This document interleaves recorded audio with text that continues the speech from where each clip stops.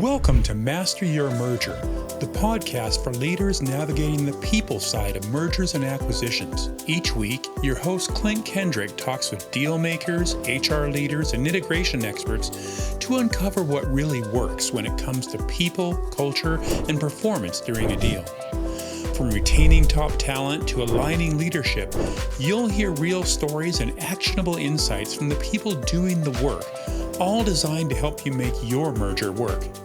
If you're leading through M&A, this is your weekly playbook.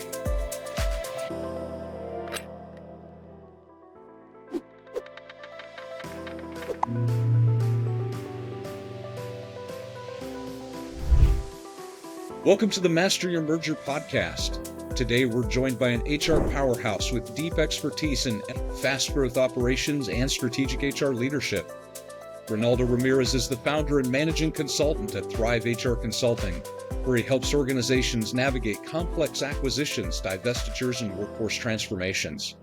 With a career spanning Fortune 500 firms, startup, and consulting, Rey's built a reputation for delivering results in high-stakes environments.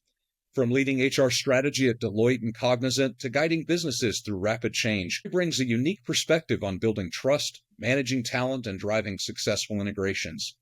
Whether you're scaling a company, navigating an M&A deal, or looking for insights on HR strategy, you won't want to miss this conversation about the employee relations issues that can be lurking in small business acquisitions. Rey, welcome to the show. Klint, it's great to be with you today. Hopefully you're having a good day. Absolutely. It's always a good day when we get to chat, Rey. I really enjoy our conversations. And when we talked about being on the podcast and you brought up small business employee relations issues, I was all in. Yeah, it's one of those topics that you don't really think about a lot, but they always, it never fails. The deal closes and all of a sudden the great employees, the A players that were talked about in diligence we need to get rid of them. They're pips. Right. What can we do? How quickly can we do this? Right. When I saw your email, I immediately thought about a deal, a few years ago. I don't want to necessarily give too much clues about which deal I'm thinking. But during diligence, it was, oh my gosh, everybody on the team's an A player. And then 2 days after close, it's, we need to pip 30% of the population. Yeah, so. Exactly. Well, before we jump in, oh, sorry, go ahead. No, go ahead. Okay, I was going to say, before we jump in there, Rey, why don't we tell folks a little bit about your background and what led you to have this deep expertise in M&A? Well, my background, I spent, 20 plus years doing HR and at tech firms primarily, like Cisco, Cognizant, BMC Software, Electronic Arts. And it's interesting because, I started mostly on the compensation side early in my career, and then kind of moved over to a business partner. And at one point, I was doing a business partner role, and I joined Cisco, and Cisco brought me into their M&A team, our M&A team. And this is when Cisco was doing about 20 to 25 deals a year.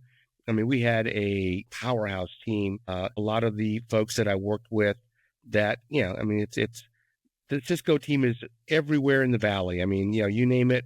You name a key company, in tech, and there are Cisco people there that I used to work with. And so I joined that team. I started doing M&A and just fell in love with the work, and the teamwork and, the challenges. I used to say, that every day you were making decisions that can get you fired if you're not careful. That because you try to collect as much data as you can. There's a lot of urgency from a timing perspective, and and you're going to make the best decision and make sure that folks are involved and and kind of move forward, because you can't wait a week to make a decision. That's just not something you can do. And whether that's in diligence or whether that's in integration planning, or actually executing the integration plans. I love the work. I did M&A at Cisco. I did M&A at Electronic Arts at BMC Software, as well as at Cognizant and Deloitte. So it's interesting. I've always, I would join a firm as an HR business partner, and then I'd get a call from the head of HR. Hey, we're thinking about doing a deal. Can you participate in these phone calls? Say, yeah, no problem. And then, the next one would be, things are going really, really good with the deal. can you lead the team and get the deal done for me? So it's always like, kind of like some of the stories you hear in the mafia, you always get pulled back in if you're in an organization and you know how to do deals. So that's kind of how it worked. I've never thought about working for the mob quite yet. Maybe if they're doing an M&A, they should call. Exactly. Well, so Ray, you and Jason started Thrive HR Consulting a few years ago. Tell us a little bit about Thrive. Who do you help? What's your approach? Yeah, so we just celebrated our 5-year anniversary, and so you'll see a few things posted on that. But really, I mean, our business started. We thought we were going to be doing HR consulting, strategy consulting, and that would be kind of our bread and butter. But over the years, our clients have asked us to do different things, and now we've got kind of three segments of the business. Segment one is recruiting. So for some companies, they need help in recruiting. We've actually built a really good practice and we know how to find talent. So we have a recruiting business. Then the other part is, we started working with smaller organizations and they really don't want consulting. They want execution work. So we basically now, we're a fractional HR support organization, and we are supporting over 1,000 employees. So so we've got, I think it's 11 companies that we do fractional HR for them, where we do payroll, benefits admin. I mean, basically it's 1-800, call Ray, for HR. I mean, so we got that business, and then we have our traditional, what I call our consulting business, where we work on M&A deals. We do a lot of compensation consulting, helping organizations put in career architectures. And then we also do a lot of process improvement work where we're, helping organizations fix broken, talent acquisition processes, or, as we like to call it, we had one deal where it was the keep the HR, CHRO out of jail project, where we were, okay, here's what you need to have, here's what you have, and we fixed all the gaps of compliance and policies and process work. So we really, our goal really is to kind of, help solve problems quickly and efficiently. And because we're not throwing a bunch of, not that there's anything wrong with early, career MBAs, it does take folks a while to learn the business and understand what's needs to be done. Because of our experience and our team's experience, I mean, we can go in and start solving quickly. That's fantastic. I have often heard and now started saying that HR really is an apprenticeship job, right? You've got to spend your time working with somebody who really knows their stuff. I know that I've become a better practitioner because of the people who mentored me, and I know that you and I have had conversations to that same effect. Yeah, no, and we love doing that. I mean, we do podcasts, we write articles, and we help practitioners. I mean, I have provided templates and playbooks at no charge to many of our HR M&A roundtable team members, because we want them to be successful, and that's kind of how we operate. That's fantastic. So, Ray, you talked about supporting a lot of small and medium enterprises. Right. I know that one of the common beliefs among small companies is, I don't have any employee relation issues, and they're so small, I'm not going to have any employee relation issues after we merge. What's wrong with that assumption? Well, I think the challenge really comes down to several issues. First, if you don't deal with some of those challenges, quickly and efficiently, you've got, you're at risk of lawsuits, and then we're becoming much more litigious as a society. Anybody can get, give me the right words, on Chat GPT to raise, the hair on the backs of the leaders, hostile environment.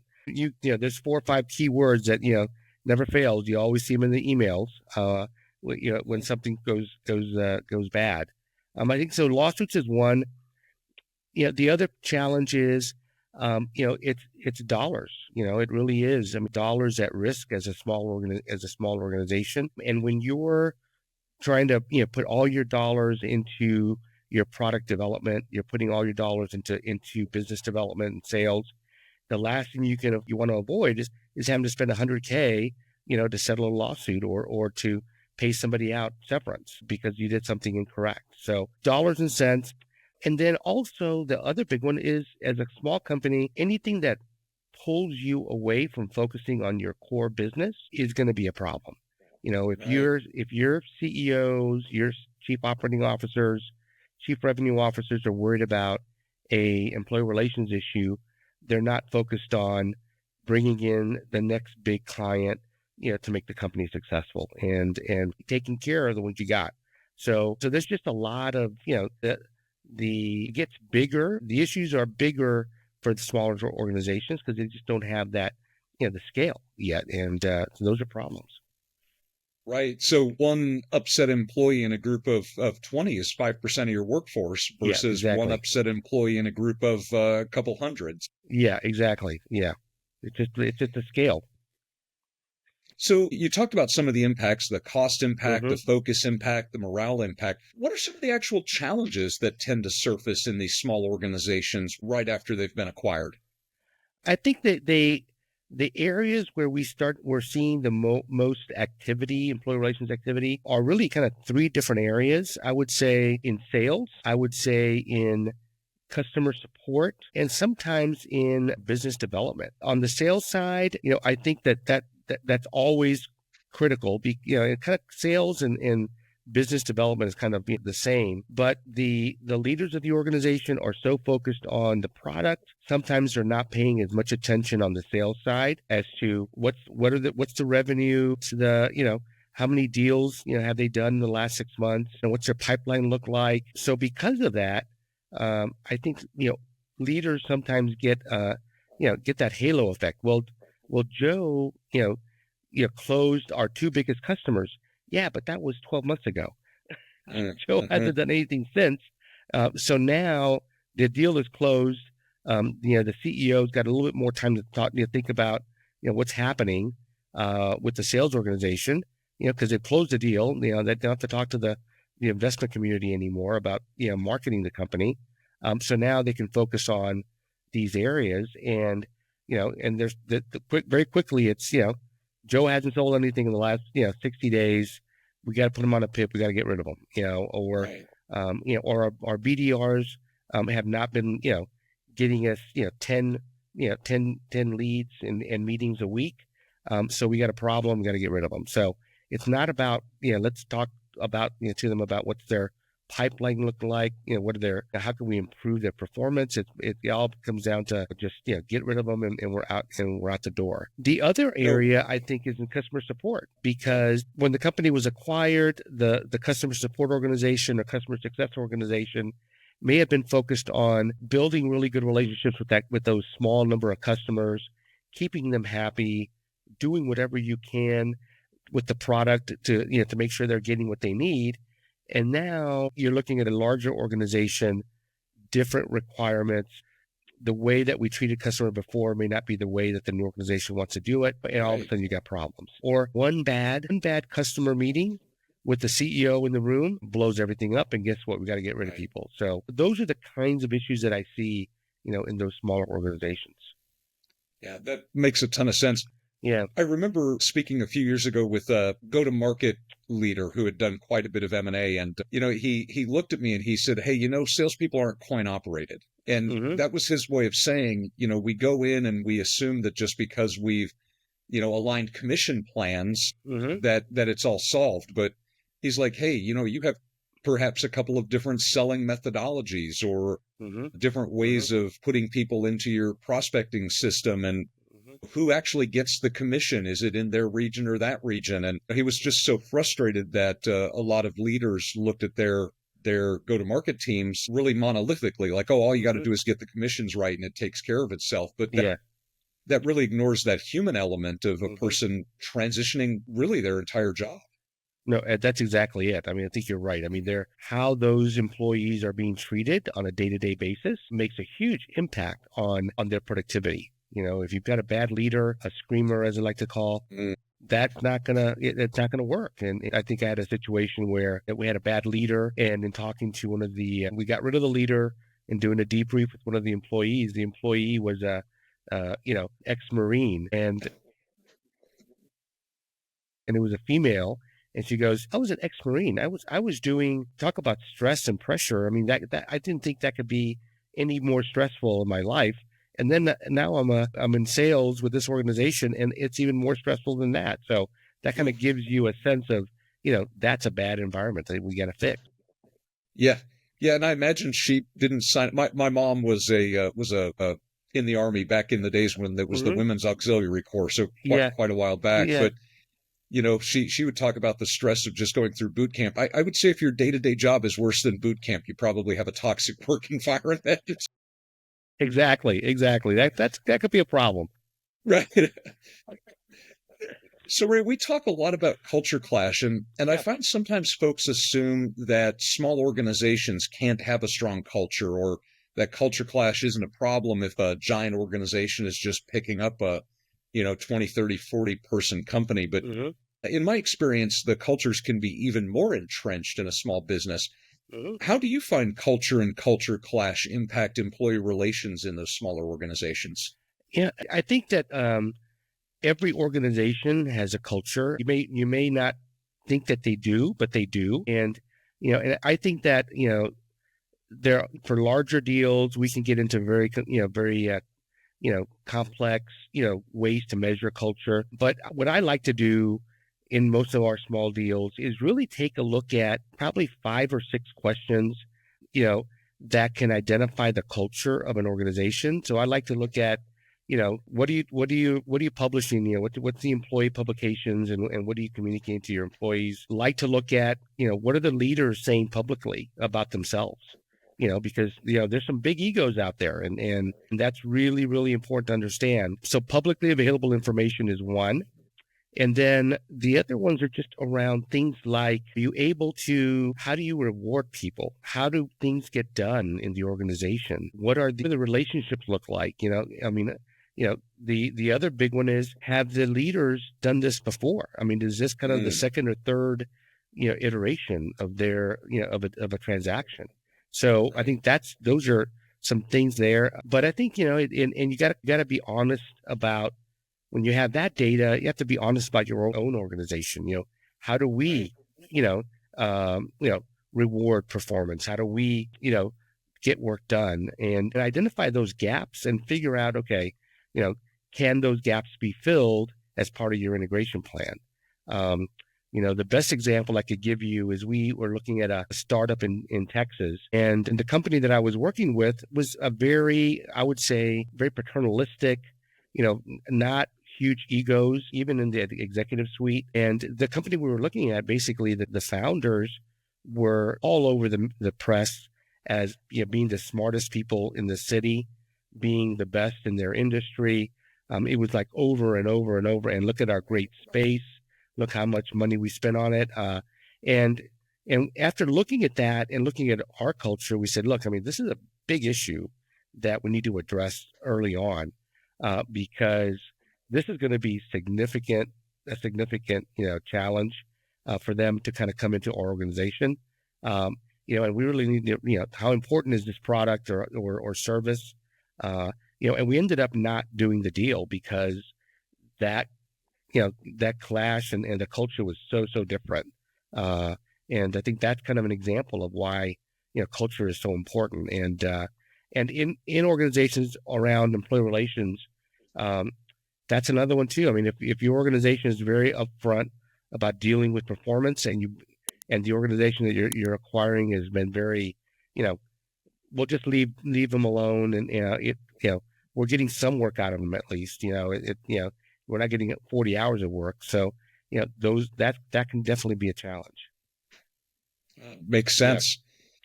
Yeah. You shared an example of where that upfront cultural assessment made it so that the deal wasn't a good idea. How about some situations where you've looked at a small company, you've gone ahead and gone through the acquisition, then all of a sudden these ER issues pop up? I'm sure you've got a few examples you can share with us. Yeah, we do. I mean, we've helped with a recent acquisition where they acquired 2 companies at once. We helped them do the deal, and as soon as we closed the transaction, literally we got them into the HR and payroll system, integrated, got all that fixed, and then all of a sudden we started getting phone calls from the founders around some challenges that they were having, and like, well, what are the challenges? And it came down, to sales. It was, we've got a couple of account executives that aren't producing. They haven't had good results. We started using, our CRM, and now we can see their pipeline and it's not existent. It's like, well, what was their pipeline before? So those are examples of now they're being asked, to put in the notes, put in your pipeline, put in your contacts every week, and I think that, and then now you're starting to see the challenges. The other example is where I think, especially for PE-owned companies, there's a lot of pressure that those CEOs get from the PE firms on performance. What we're starting to see a lot is some of those CEOs becoming more micromanagers and really digging into the CRM, digging into joining client calls and providing feedback, because they're becoming much more, I think they're getting pressure from the PE firm.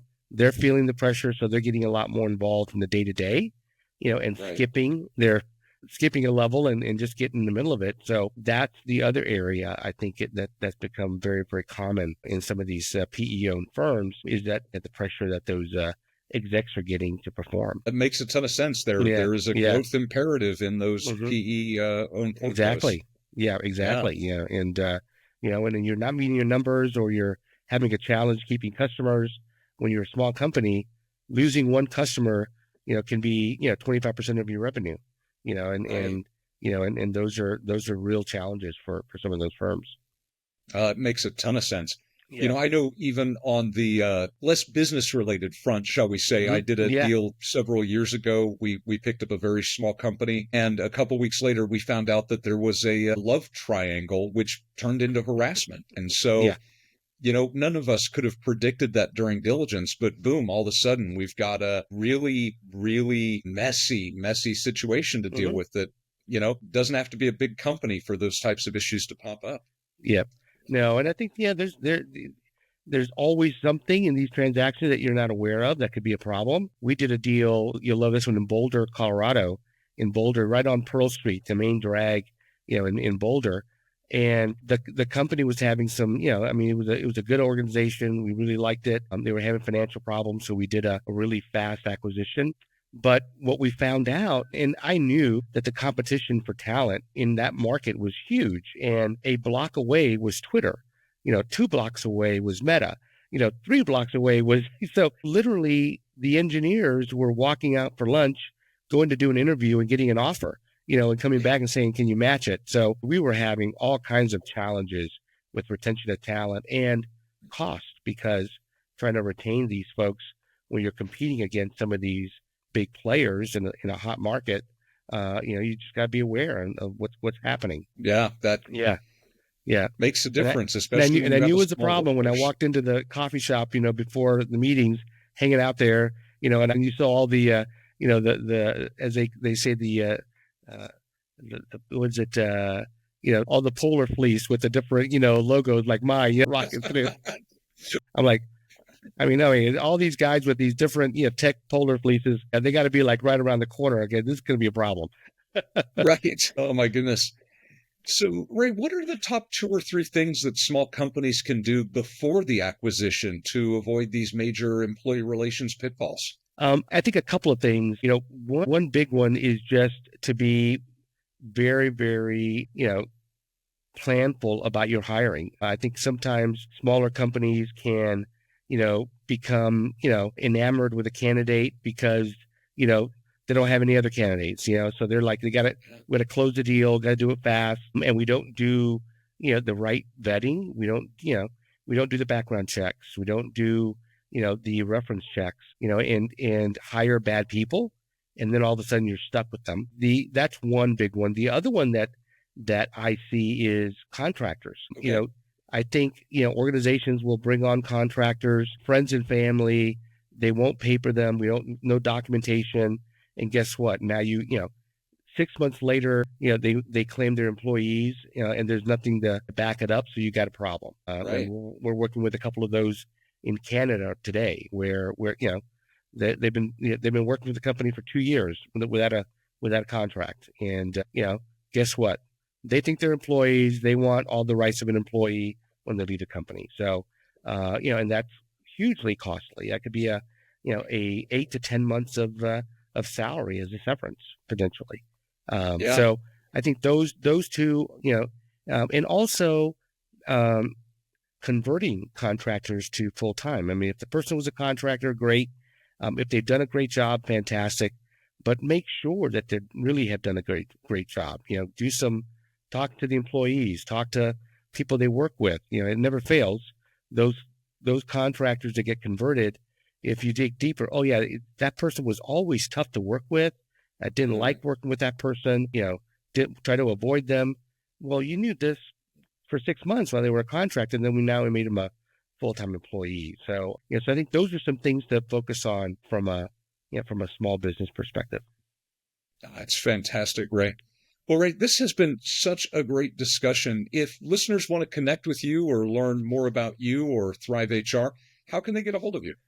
Yeah, so hit me on LinkedIn. I've got all my contact information on LinkedIn under, Reynaldo Ramirez. You could do a quick email to my, email. It's Ray, REY, at thrivehrconsulting.com. And I've got my phone number available too. So get a hold of us. Let us know. We'd love to talk to you and help any way we can. Fantastic. And Ray, we'll put that LinkedIn link and a link to your website in the show notes. Again, thank you so much for joining us today. This has been a great chat. Fantastic. Thanks, Klint. Thanks for listening to Master Your Merger, hosted by Klint Kendrick. Be sure to follow or subscribe so you never miss an episode. And if you found this valuable, share it with someone leading through a deal. To explore toolkits, resources, and upcoming programs, including our free roundtables, visit masteryourmerger.com. We'll see you next time.